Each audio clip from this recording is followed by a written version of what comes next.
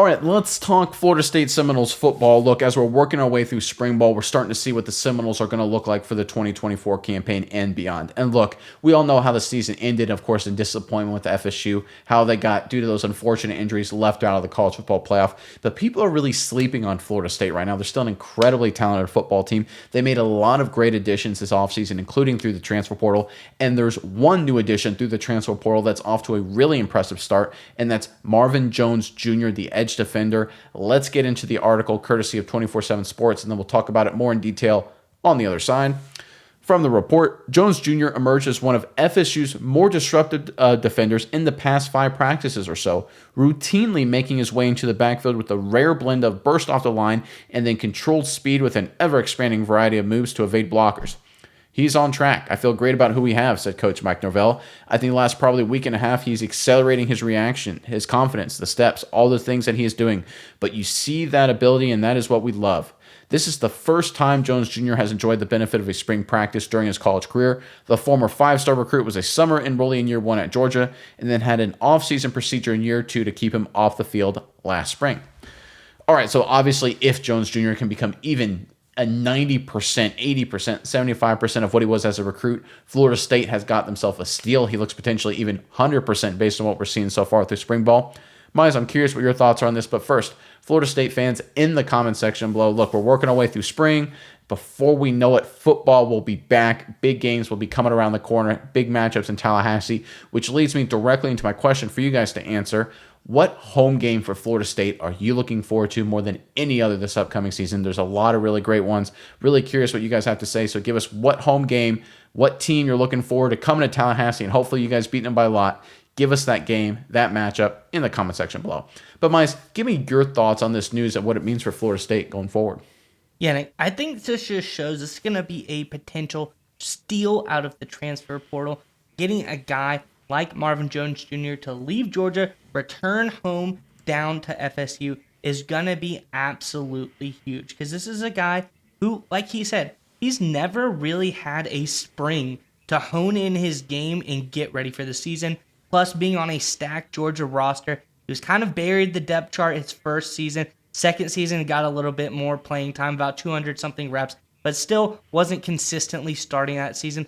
I think this is a guy in FSU who's going to be an absolutely great fit. Coming out of high school into college, he was one of the best pass rushers in all of the high school defensive edge prospects. I think this is a guy who's going to come out at Florida State firing. I think we're going to see an absolute monster on the field because we all know he's got the genealogy. He has the heritage to be a great player. Dad, great player as well for the New York Jets. I think, and also a great player for FSU. Don't forget that part. But I think this is a guy coming in, just getting the start. This is that classic thing. We saw him, his first couple of practices in spring really weren't anything special. He didn't see a whole lot, nothing negative, but it wasn't anything that left the mark.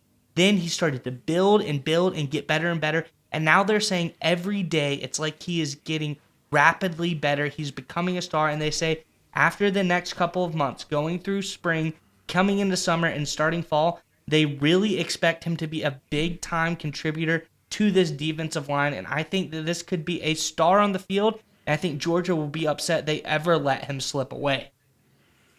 You know, we're starting to see something emerge in college football. I call it the Joe Burrow effect. And Joe Burrow famously was at Ohio State, was buried in the depth chart, wasn't playing. There are rumors that Urban Meyer, that head coach at Ohio State, then was even making fun of him, mocking him, basically treating him like a nobody.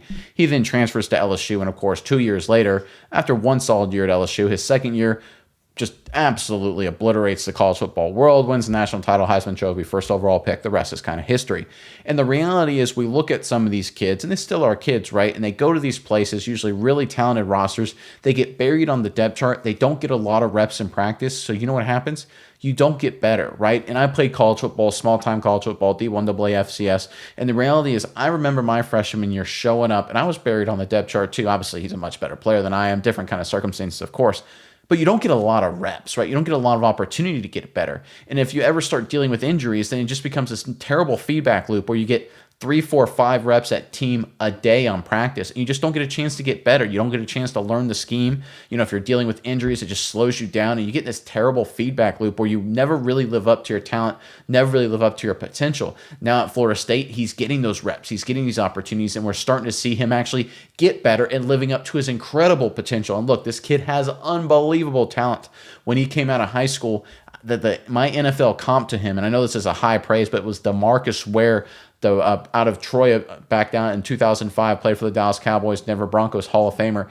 Very similar dynamics. DeMarcus Ware was 6'4", 258. You look at Jones Jr., he's 6'5", 257. Very fast, explosive, deceptively quick edge defenders, both Jones Jr. and Ware. I think stylistically they play very similarly, and I think Jones Jr. can have that kind of game record impact for the Florida State Seminoles, right? And this is a trend we're starting to see with Mike Norvell. He's done a phenomenal job, not just in recruiting, but in transfer guys as well. We saw it last offseason, of course, with guys like Coleman, with Bell. We're seeing it already with a guy like Jones Jr. And I think the trend and momentum behind Florida State, like I kind of alluded to in the opening, people are recognizing the energy right now in Tallahassee and a lot of momentum. I think people are sleeping on the ACC a little bit just because of all the other conference realignments. But this Florida State program, if the quarterback position can turn out okay for them, they have a chance to be not just a conference contender, not just maybe a ranked team, but a serious contender to not just make the college football playoff, but to win the whole darn thing. And it starts with transfer guys like Jones Jr. living up to their talent, living up to their potential.